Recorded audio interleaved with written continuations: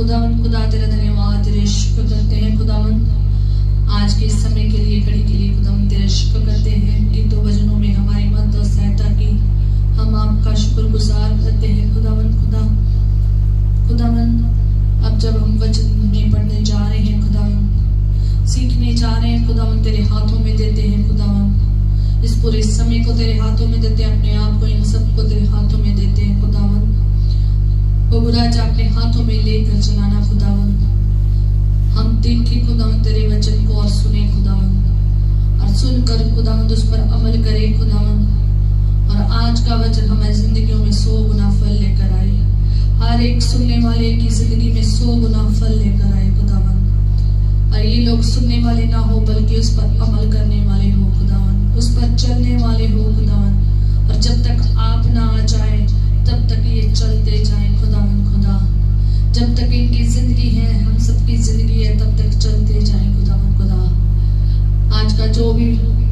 बोला जाए वर्ड खुदावन तेरी ओर से हो जो वचन बोला जाए तेरी ओर से हो मैं ना बोलूं तेरा दिया हुआ पाक रू मुझ में होकर बातचीत करे खुदावन पाक रू आप मेरी मदद करें बोलने में आप इसे बोले वचन को आप अपनी मर्जी से बयान कीजिए खुदावन जो कुछ मांगते हैं तेरे प्यारे मीठे जलाली नाम से मांगते हैं आमीन। उसकी 18 आयत सुबह हमने क्या पढ़ा था कि जब पो फुटने के समय में औरतें कहाँ गई कब्र पर गई थी सुबह की जो सर्विस थी सनराइज प्रेयर उसमें हमने ये पढ़ा था कि औरतें कहाँ गई कब्र पर गई सुगंधित वस्तुएं लेकर गई और आगे क्या हुआ था कि फरिश्ता स्वर्ग से उतरा और वहां पर धरती कांपी और जो पहरुए थे वो क्या हो गए ऐसे हो गए कांप गए और क्या हो गए डर गए कांप गए और ऐसे हो गए जैसे मृतक मर गए होते वैसे मृत की तरह हो गए और ये जो औरतें थी ये भी भय गई इसमें भी क्या आ गया भय आ गया और जो स्वर्गदूत था वो स्वर्ग से उतरा था और उसके कपड़े उसका रूप बहुत जलाली था और उसकी वजह से क्या हुआ कि उसने क्या किया आगे स्वर्गदूत ने आया और आकर क्या किया जो कब्र पर पत्थर था उसको क्या कर दिया लुटका दिया उसको हटा दिया और उस पर बैठ गया और क्या आगे जो औरतें थी वो भय आ गया उनमें और उसने कहा डरो मत डरो जिसको तुम ढूंढती हो वो यहाँ नहीं है वो अपने वचन के अनुसार जी उठा है हालेलुया वो अपने कहे हुए वचन के अनुसार जी उठा है जैसा यीशु मसीह ने कहा था 3 बार विश्वसनीय की थी अपने जब सेवकाई में थे तो उन्होंने 3 बार विश्वसनीय की थी कि मैं तीसरे दिन जी उठूंगा उसने कहा था मैं मंदिर को 3 दिन में क्या कर दूंगा खड़ा कर दूंगा तो उसने अपने कहे अनुसार क्या हो गया जिंदा हो गया पहले किनको दिखाई दिया औरतों को इसलिए वो औरतें वहां से चली गई दौड़ कर गई मत्ती में हमने सुबह पढ़ा था कि वो उन औरतों को दिखाई दिया उसके बाद जब यीशु मसीह ने दिखाई दिया तो उन्होंने यीशु मसीह ने उन्हें कहा सलाम और उनको सलाम कहा तो वो औरतों ने जब यीशु मसीह को देखा तो वो उसके पांव में गिर गई और गिरकर उसे दंडवत किया उसके पांव में गिर गई और यीशु मसीह ने कहा यीशु मसीह ने चेलों उनको कहा जाकर चेलों को बताओ कि गलील में मैं तुम लोगों को क्या करूंगा दिखाई दूंगा वो यीशु मसीह ने उन्हें गलील में मिलने के लिए कहा था इसलिए आगे हम पढ़ेंगे लूका उसकी 24 उसकी 13 आयत से लेकर उसकी 35 आयत तक उसी दिन उनमें से 2 जन जमाउन नामक एक गांव को दो चेलों को मिले और ये दो चेले जा रहे थे एक गांव में, इमाउस नाम का गांव था, वहां जा रहे थे और ये यरूशलेम से 2 मील दूर था। ये दोनों बातें कर रहे हैं, बातचीत कर रहे हैं आपस में। और जब ये आपस में बातचीत करते हैं, बहुत लंबी स्टोरी है इसलिए इसे मैं शॉर्ट में कर देती हूँ, आप पढ़ लेना। और जब ये बातें कर रहे थे, परंतु उनकी आंखें ऐसे बंद कर दी गई कि उसे पहचान ना सके। मतलब वो दोनों यीशु मसीह के बारे में ही बातें कर रहे थे और उनकी आंखें ऐसे बंद होगी कि वो उनसे पहचान ना सके। और क्या हुआ आगे देखते हैं। उसने उनसे पूछा, ये क्या बातें कर रहे हैं? यीशु मसीह ने उन्हें पूछा, ये क्या बातें कर रहे हैं? तो आगे वो कहते हैं, जो तुम चलते चलते आपस में करते हो। ये क्या बातें हैं जो तुम आपस में क्या कर रहे हो? चलते चलते बातें कर रहे हो। तो जब यीशु मसीह से ये पूछते हैं तो आगे वो कहते हैं, वह उदास से खड़े रह गए, उदास हो गए और खड़ गए। और आगे क्या हुआ, ये सुनकर कि उनमें से क्लियोपास नामक एक व्यक्ति ने कहा, क्या तू यरूशलेम में अकेला परदेशी है जो नहीं जानता कि इन दिनों में उसमें क्या क्या हुआ है? उसको कहते, क्या तू अकेला ही यरूशलेम में परदेशी है? कि तुम अकेला ही परदेशी है जिसको ये पता नहीं है कि क्या क्या पिछले दिनों में हुआ है। वो उससे ये पूछते हैं। उनकी आंखें बंद थी, वो देख नहीं पा रहे थे, पर लेकिन यीशु मसीह उनसे बात पूछता है, ये क्या बातें करते जा रहे हो? ये क्या बातें हैं जो तुम चलते चलते आपस में करते हो? जब वो ये पूछ रहा है तो उनसे कहते हैं, क्या तू अकेला ही यरूशलेम में परदेशी है कि जो नहीं जानता कि पिछले दिनों में क्या, इन दिनों में क्या हुआ है? और तो उसने कहा, कौन सी बातें? उसने उनसे कहा, कौन सी बातें? उन्होंने उससे कहा, यीशु नासरी के विषय में, जो परमेश्वर और सब लोगों के निकट काम और वचन में सामर्थी विश्वक्ता था। क्या था? सामर्थी। यीशु मसीह ने उनकी आंखें इसलिए नहीं खोली, आगे खुलेंगी, इसलिए नहीं खोली क्योंकि यीशु मसीह सुनना चाहता था कि मेरे मरने के बाद ये क्या बातें कर रहे हैं। और जब, क्योंकि यीशु मसीह पूछते भी थे कि तुम मुझे क्या समझते हो ना, पतरस को भी पूछा उन्होंने, चेलों को भी पूछा। तो ऐसे ही यीशु मसीह ने उनसे जब पूछा कि तुम क्या बातें करते हो, तो उन्होंने कहा, हम यीशु मसीह के, जो यीशु नासरी है उसके विषय में बातें, यीशु नासरी है, यीशु नासरी के विषय में जो परमेश्वर और सब लोगों के निकट काम और क्या करता है, अपने वचन में क्या है, सामर्थी है, सामर्थी विश्वक्ता है।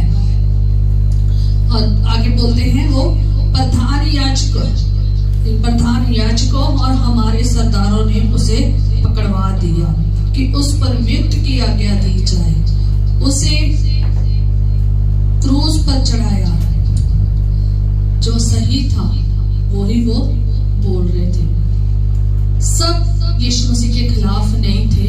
सब बहुत बहुत बड़ी लोग भी थे, भीड़ में बहुत ज्यादा लोग भी थे जो जानते थे यीशु मसीह को बिना बात पे क्रूस पे चढ़ाया जा रहा है। कोई दोष नहीं है क्योंकि यीशु मसीह ने अच्छे अच्छे काम किए, वचन अच्छा सुनाया, सब कुछ अच्छा था उसका। किसी में ऐसी कोई भी ऐसी चीज नहीं थी जो उसे क्रूस पर चढ़ाया जाए, पर ये तो होना ही था।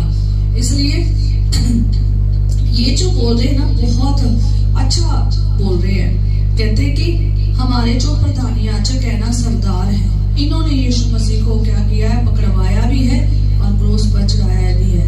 परंतु हमें आशा है, हमें आशा थी कि वह इस्राएल को छुटकारा देगा। हालेलुया, कितनी बड़ी बात है कि इनको आशा थी कि ये ही जो मसीहा है हमें क्या देगा, छुटकारा देगा, इस्राएल को छुटकारा देगा। इन बातों के सिवाय इस घटना को हुए तीसरे दिन है और तीसरा दिन है, और हम में से कई स्त्रियों ने भी हमें आश्चर्य में डाल दिया जो भोर को कब्र पर गई थी। देखो ये औरतों ने पूरी धूम मचा दी, है ना। जाकर गांव में पूरा क्या था, जिस गांव में ये जहां से आ रहे थे, और वहां पर भी शोर पड़ गया, है ना। एक खबर इतनी उन्होंने फैला दी, इसलिए और ये सुसमाचार है जो उन्होंने फैलाया है। और उन्होंने कहा कि हम में से कई औरतें, स्त्रियां ने भी हमें आश्चर्य में डाल दिया है कि जो भोर में कब्र में गई थी, और जब उसका शव न पाया तो ये कहती हुई आई कि हमने स्वर्गदूत का दर्शन पाया है।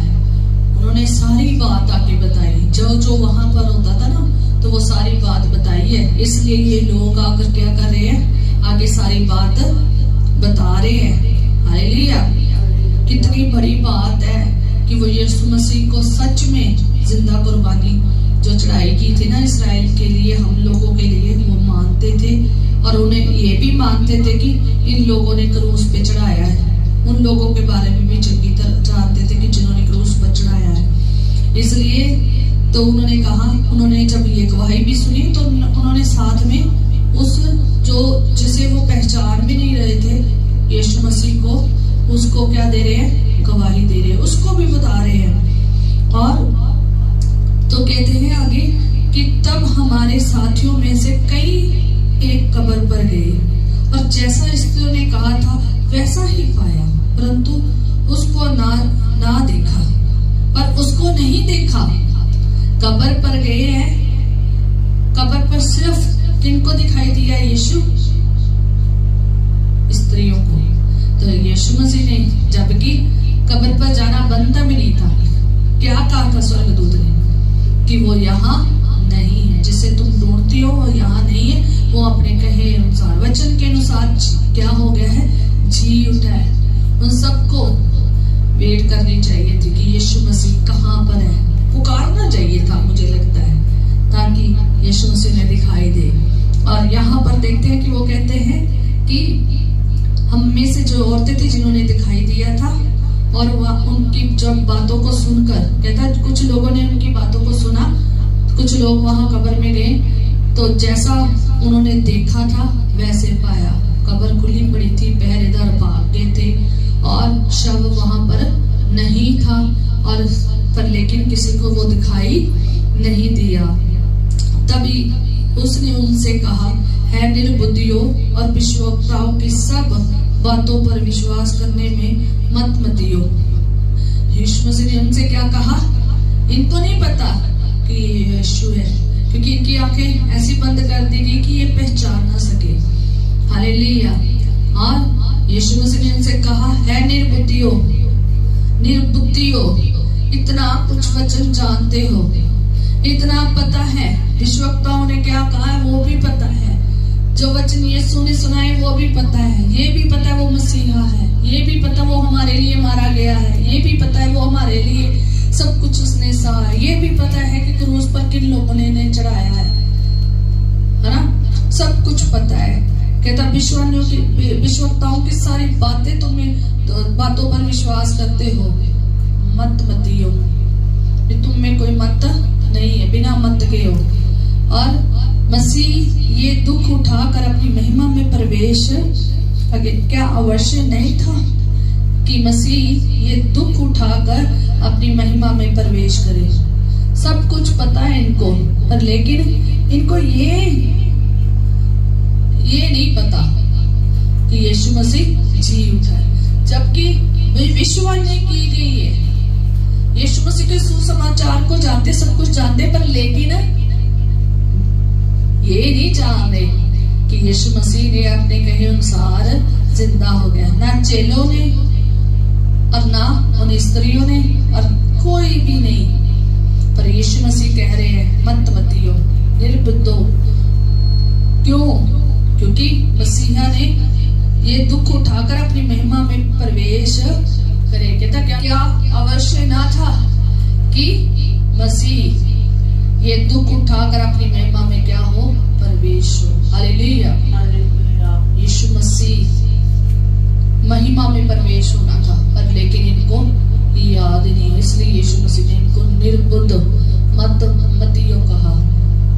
आगे देखेंगे, तब उसने मूसा से और सब भविष्यवक्ताओं से आरंभ करके सारे पवित्र शास्त्र में से अपने विषय में लिखी बातों का अर्थ उन्हें समझा दिया।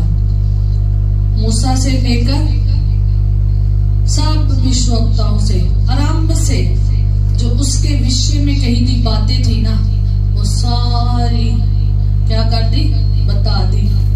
और जैसे ही इन्होंने बता दी तो ये कहाँ पहुंच चुके थे।